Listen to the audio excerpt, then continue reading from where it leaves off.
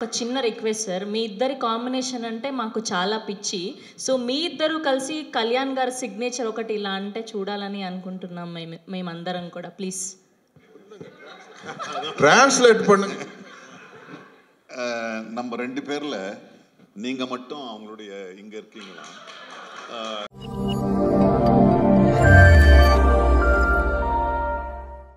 Sir வணக்கம் sir. இந்த காம்போவே எங்களுக்கு ரொம்ப பிடிச்ச காம்போ. ஏன்னா பாகுபலி படத்தில் இப்படி ஒரு காம்போவை இந்தியா முழுவதும் ரசித்து வியந்து போற்றி இருக்கு. தமிழ் சினிமா ரசிகனா அது எனக்கு தனிப்பட்ட ஒரு சுயநலம் கலந்த பெருமையும் கூட. ஹரிஹர வீரமல்லு, நீங்க உங்க அனுபவத்தை எங்களுக்காக சொல்லணும் சார்.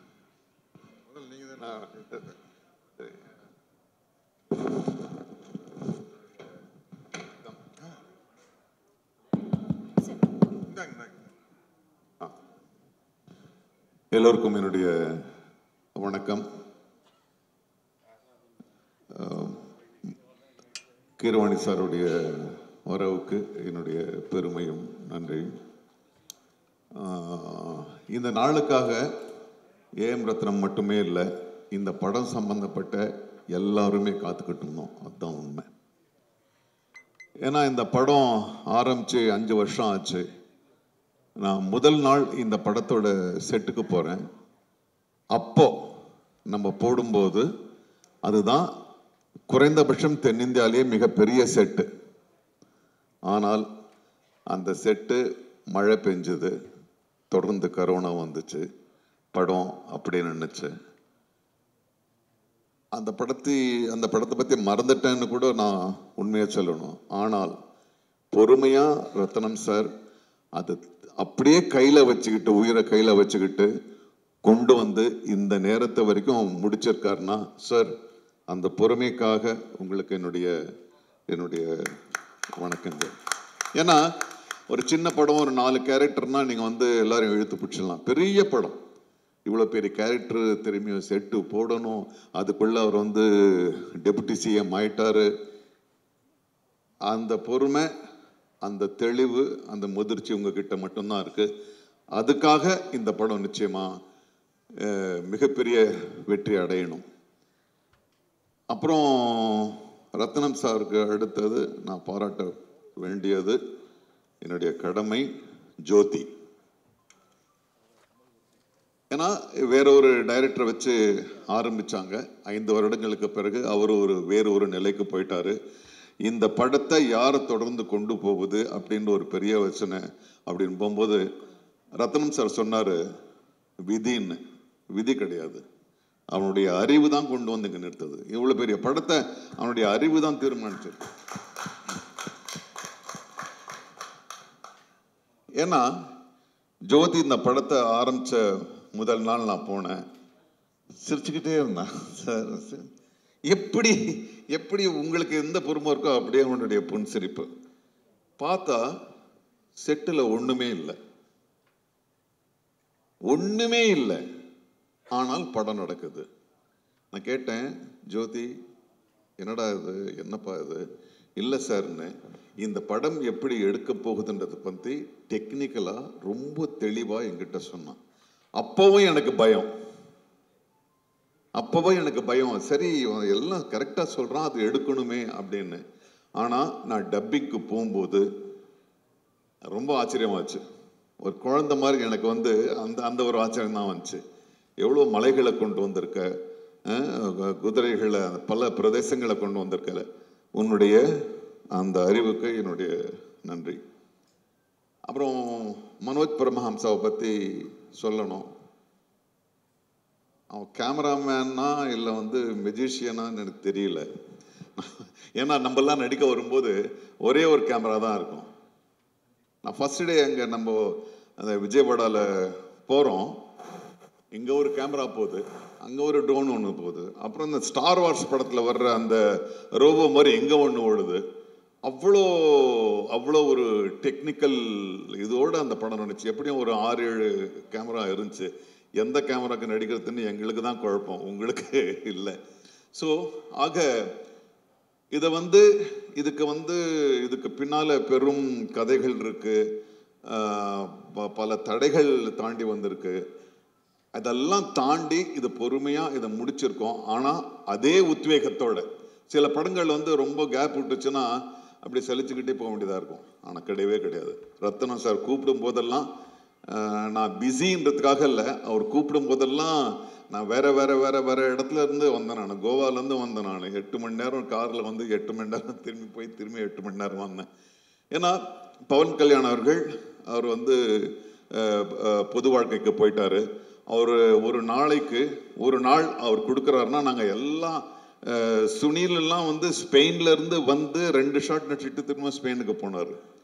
ஸோ அப்படியெல்லாம் கோஆப்ரேட் பண்ணி இந்த படத்தை நாங்கள் கொடுத்துருக்கோம்.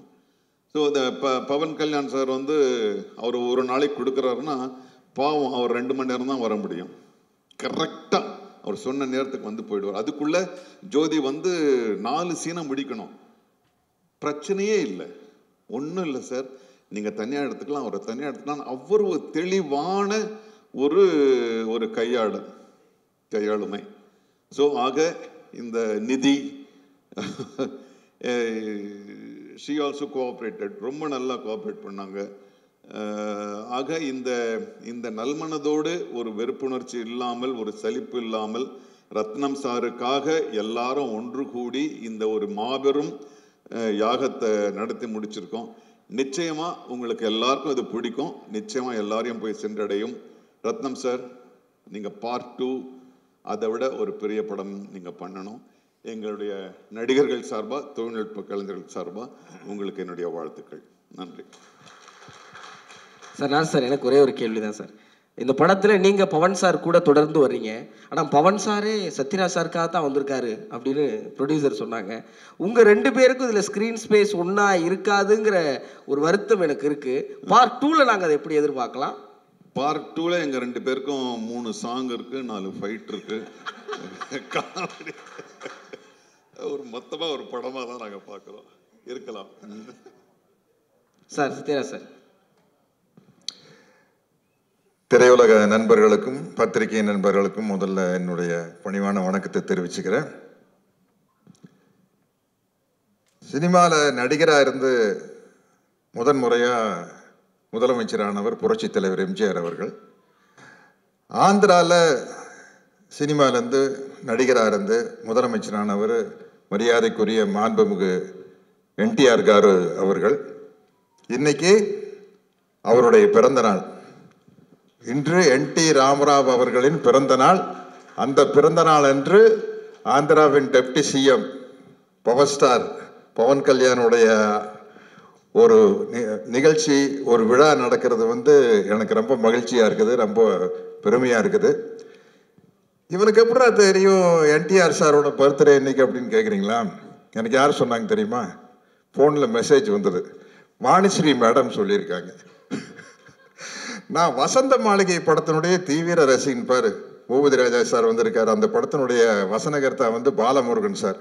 வசந்த மாளிகை படம் பார்த்துட்டு யாராவது கிட்ட பேசணும்னு எனக்கு ஆசை, எனக்கு ரொம்ப பிடிச்ச படம். அப்போ சச்சு மேடம் வந்து என்கிட்ட சொன்னா, நான் அவங்ககிட்ட நான் சொன்னேன், நேற்று வசந்த மாளிகை படம் பார்த்தேன் மேடம் அப்படின்னு. அப்படியா, இதான் நம்பர் கொடுக்குற, வாணிஸ்ரீ கிட்ட பேசுங்களேன் அப்படின்னாங்க.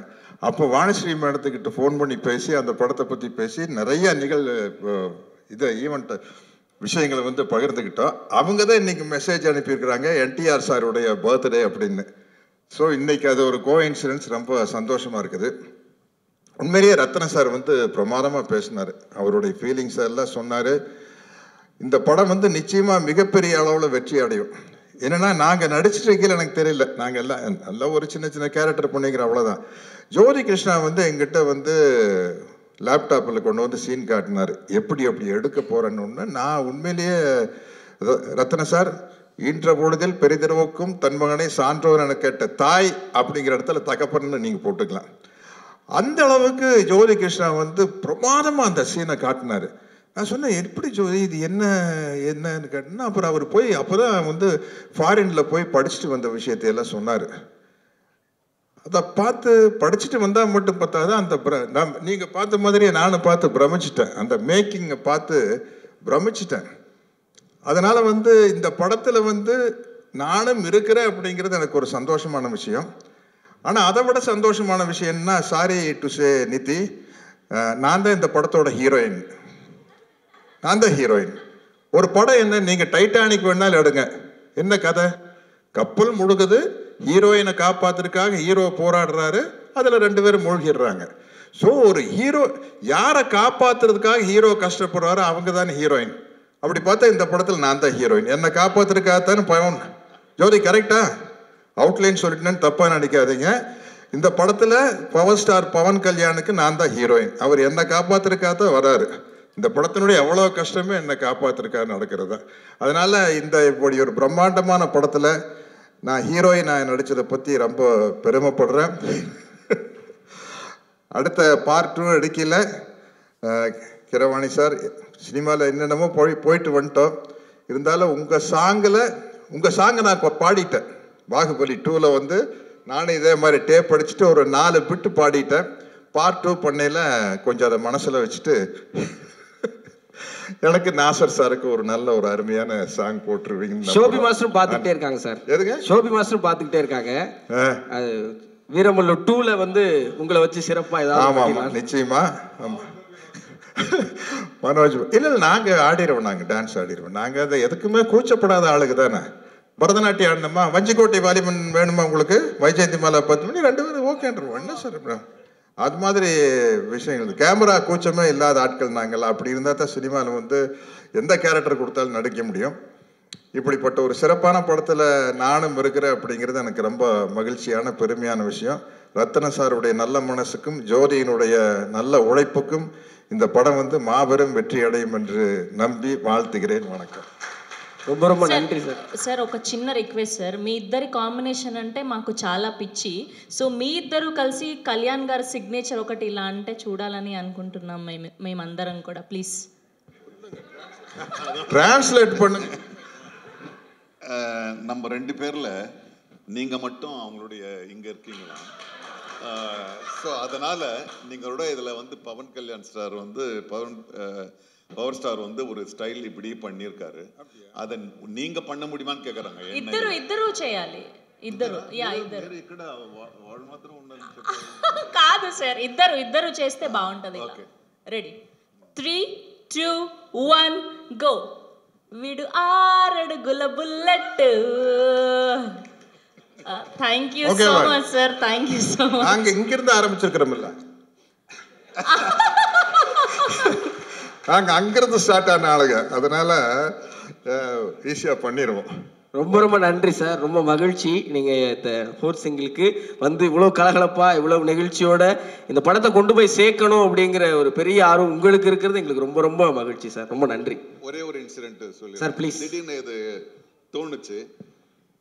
நாங்கள் ஒரு சீனுக்காக தயாராகிட்டு இருந்தோம். ரத்னம் சாருங்க சீனுக்காக தயாராகிட்டு இருந்தோம். நாங்கள்லாம் அவங்க சகாக்கள், நான், சுனில், மற்றவங்கெல்லாம் 4 பேர் உட்காந்து கல் சாப்பிட்டுட்டு இருப்போம். அப்புறம் வந்து பவர் ஸ்டார் வருவார். வந்து அவர் எங்ககிட்ட ஒரு வார்த்தை சொல்வார். சின்ன சீன் தான், அவ்வளோதான், அங்கேருந்து போயிடும். அவர் வந்ததே 2 மணி நேரம் அந்த ஆஃபீஸ்லேருந்து வந்து ஒரு அரை மணி நேரம் டிஸ்கஷன் நடக்குது. சார் என்ன சார், சுனில் வேற போகணும், நான் வேற போகணும், என்ன போகணும்னா அவர் பாருங்க ஒரு பப்ளிக்கோட இமேஜ் எப்படி இருக்கணும்னு. உண்மையான டைலாக் என்னன்னா, டேய் நீங்கள் என்னடா இங்கே வந்து கல் குடிச்சிட்டு இருக்கீங்க, நீங்கள் அங்கே வாங்க, நல்ல சரக்கெல்லாம் கிடைக்கும் அப்படின்றது தான் டைலாகு. அவர் கூட போகணும் நாங்கள். அவர் அந்த டைலாகை சொல்ல மாட்டேன்ட்டார். சொல்லவே மாட்டேன்ட்டேன். சார் ஏன் சார் அந்த டைலாக் இல்லை, நான் வந்து இப்போ வந்து நான் ஒரு பப்ளிக் ஃபிகர், ஒரு லீடராக இருக்கேன். நீங்கள் சாப்பிட்ற கல்லை விட எனக்கு நல்ல சரக்கு எனக்கு தெரியும்னா நான் குடிச்சிருப்பேன்னு அர்த்தமாகுது. ஸோ அதனால் நான் சொல்ல மாட்டேன்னு சொன்னார். அதுக்கப்புறம் அதை எடுத்துகிட்டு நம்ம படம் எடுத்தோம். ஸோ பப்ளிக் இமேஜ்ன்றது என்னன்றது வந்து திடீர்னு ஞாபகம் வச்சு சம்மந்தம் இருக்கலான்னு தெரியல. Okay, all the best. சமூக பொறுப்போடு இந்த படம் வெளியாகிறது அப்படிங்கிறதுக்கான ஒரு சின்ன உதாரணத்தை கொடுத்தவங்களுக்கு எங்களுடைய ரொம்ப ரொம்ப ரொம்ப நன்றி சார்.